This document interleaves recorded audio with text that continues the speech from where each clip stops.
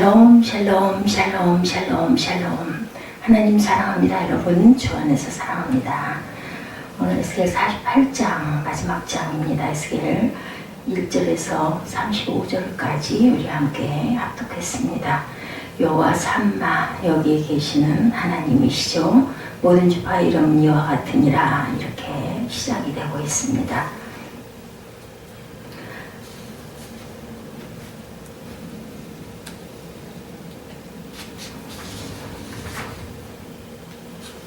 (47장에서) 우리는 성전에서 흘러나온 물이 생명의 역사를 이끌으시려는 환상, 그리고 또 회복된 이스라엘 땅의 경계에 대한 하나님의 말씀을 우리가 살펴봤습니다.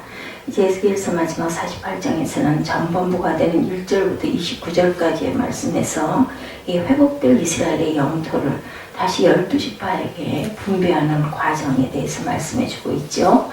이 부분을 세 군에서 보면 먼저 1절에서 7절은 북부 지역의 땅 분배에 대해서 말씀하고 있고, 가나안 땅의 분배는 여호수아 때 이미 이루어졌는데 이때와는 또 다르게 다시 분배를 받게 됩니다. 이것은 앞에서와 같이 지역적인 것에 의미를 두기보다는 영적인 것에 의미를 두어서 이것을 후대의 성도들이 영생의 기업을 얻을 것을 예표하고 있는 것으로 보이고, 8절에서 22절은 중심부의 땅 분배에 대해서 말씀해주고 있는데, 여기서 주목할 부분 이 중심부에 거룩한 땅이 있고 8절과 10절 말씀에서 볼 수 있는 것처럼 여호수아의 성소가 그 중앙에 있다는 점, 우리가 이것을 기억해야 되겠습니다.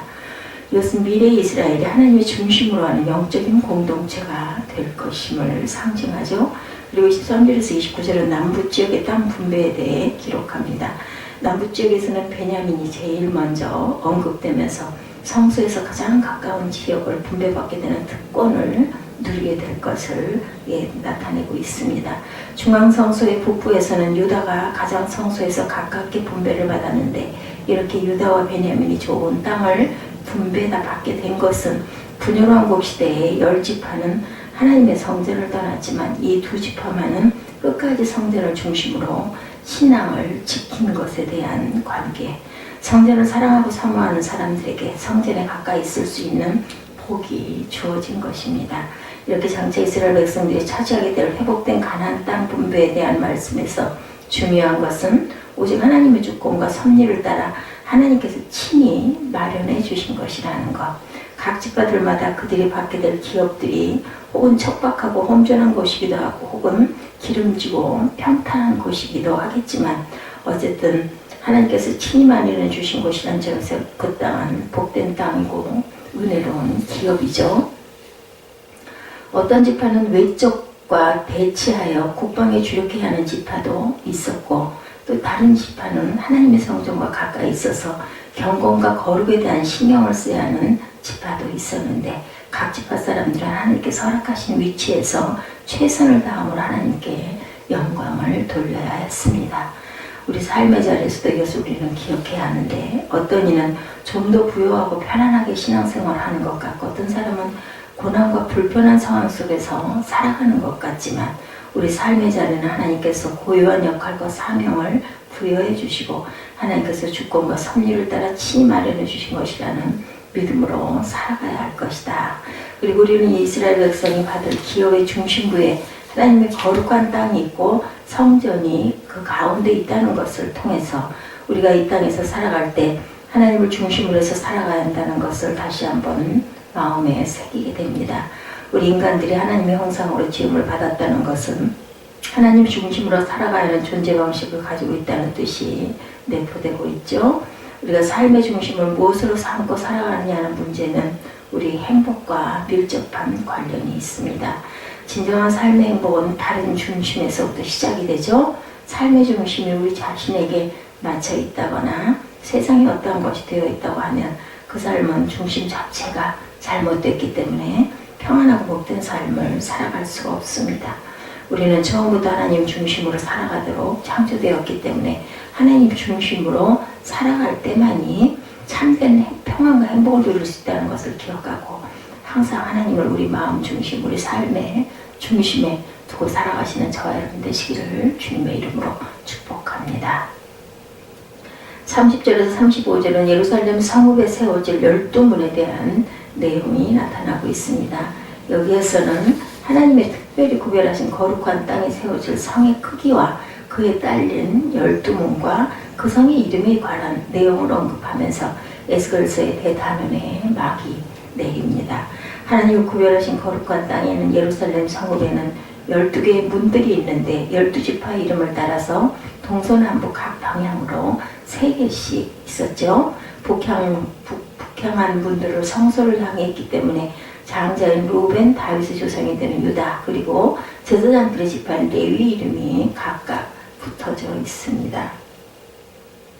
북향한 문들은 성소를 향하고 있기 때문에 장자인 르벤, 다윗의 조상이 된 유다, 그리고 제사장들의 지파인 레위 이름이 붙어져 있다는 것을 우리가 기억하고, 남향한 문들은 남쪽의 땅을 기업으로 받은 시므온, 이사갈, 스불론의 이름이 붙여졌고, 서향한 문들에는 모두 야곱의 첩의 소생이었던 갓, 아셀, 납달리의 이름이 붙여졌고, 동양한 문에는 라헬의 두 아들 요셉과 베냐민, 그리고 라헬의 시녀에게서는 단의 이름이 붙여져 있습니다. 여기서도 왜 이쪽의 문이 이 지파 이름이 붙여지고 저쪽에는 저 지파 이름이 붙여졌는지를 아는 것보다는 이 사방에는 12개의 문이 우리에게 전하고 있는 메시지가 무엇인지 발견하는 것이 중요하겠죠. 하나님은 거룩한 성에 한 곳에만 문을 두신 것이 아니라 성 사면에 문을 두셨다고 하는 것은 모든 사람들이 하나님께로 나올 수 있도록 하나님께서 초청하고 문을 열어두셨다는 것입니다. 어느 쪽에서든 올 수 있도록, 그리고 모든 민족과 열방들이 구원받도록 하나님은 구원의 문을 사방에 열어두시고 초청하고 계시는데, 문은 사람이 들어가는 통로가 되는 것이지만 동시에 들어가지 못하도록 닫는 수단이 되는 것이기도 하다. 그렇기 때문에 우리는 문이 열려졌을 때 하나님의 이 긍휼과 사랑에 힘입어 모든 민족이 하나님께 나올 수 있도록 힘써야겠습니다. 그리고 그 각 지파 이름을 단 성문이 있는 이 성은 야훼께서 그곳에 계신다는 뜻을 가진 야훼 삼마라는 이름이 붙여졌죠. 그곳에 계신다. 결국 이 성은 야훼 하나님께서 이스라엘 모든 백성의 왕이고 보호자로 그들 가운데 영원히 임재해 계실 것을 나타내는 확실한 증표 역할을 하는 것이다. 지금까지 에스겔 선지자는 이스라엘의 범죄로 인해서 하나님의 영광이 성전을 떠나가시는 환상과 하나님의 은총으로 이스라엘의 회복이 약속되고 하나님의 영광이 새 성전으로 다시 돌아오는 환상까지 보면서 벅찬 감격 속에 젖어 있었습니다. 그런데 어제 그보다 더 이제 감격스럽게 하나님께서 이스라엘 백성의 삶의 자리 한가운데 임재하셔서 영원히 떠나지 않으실 것을 확인하게 되죠.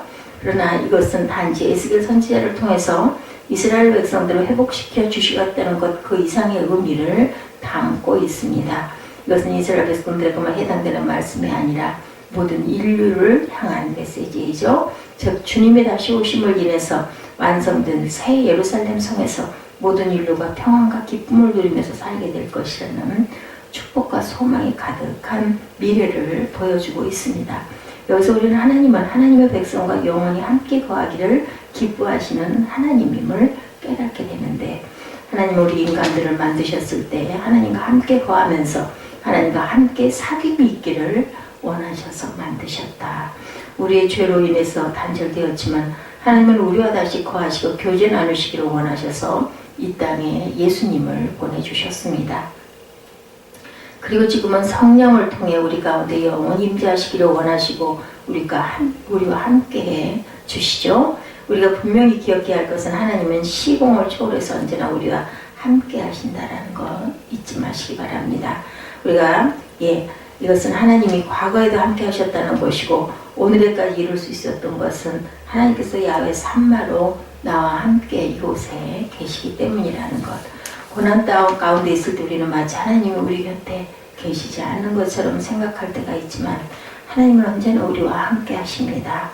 야곱이 형의 에서를 피해서 도망가다 돌베개를 베고 자면서 환상을 보고 난 후에 고백한 것이 창세기 28장 16절이죠. 야곱이 잠이 깨어 이르되 야훼께서 과연 여기 계시거늘 내가 알지 못하였도다. 하나님이 여기 계셨는데 내가 몰랐다. 이런 고백을 합니다. 이 고백과 같이 우리가 몰랐을 뿐이지 하나님은 언제나 함께 계셨죠. 예, 과거에도 함께 계셨던 하나님은 지금도 예, 여기에도 이곳에도 함께 계시고 우리의 장래에도 늘 함께 하실 것입니다. 우리 앞날에 대해서 종말을 생각할 때 두려운 마음도 있지만 그럴 때 우리가 붙들어야 할 것은 하나님은 과거에 함께 하셨고 지금 함께 하시는 것처럼 장래에도 야훼 삼마의 하나님은 우리 가운데 계실 것이라는 것. 하나님은 세상 종말이 완성될 새하늘과 새 땅에서 우리와 영원한 생명의 교제를 나누실 것입니다. 우리는 이 땅을 살아갈 때 야훼 삼마의 신앙을 가지고 살아야 되겠다. 하나님은 우리와 함께 거하기를 기뻐하시고 임마누엘의 하나님께서 우리와 함께하고 계심을 믿고 살아가는 것과 이것을 의식하지조차도 않고 살아가는 삶의 차이가 당연히 있을 수밖에 없겠죠. 하나님의 함께하심을 믿고 살아가는 것이 믿음의 모습이고 나 혼자 살아가고 있는 것처럼 생각한다면 그것은 불신앙의 모습이다. 야훼 삼마의 신앙으로 살아갈 때 우리는 더욱 담대한 믿음으로 살아갈 수가 있고 그리고 평강 가운데 살아갈 수 있고 감사함을 깨달을 수 있겠다. 우리가 어디 갈 때 누가 나와 함께 동행하고 할 때 더 여유가 있고 그죠? 푸근하지 않습니까? 의지하게 되고 이런 것처럼 더구나 하나님께서 나와 함께 하신다면 우리 얼마나 마음이 든든하겠습니까? 오늘 말씀을 통해서 우리의 기도 제목으로 삼을 것은 먼저는 우리가 하나님 중심으로 살아가는 우리들이 되게 해달라고 기도를 해야 되겠죠? 우리는 하나님의 형상대로 하나님 중심으로 살아가도록 지음을 받았지만 하나님은 변두리에 계시고 중심에는 내 자아와 욕심이 자리 잡고 있을 때가 많습니다.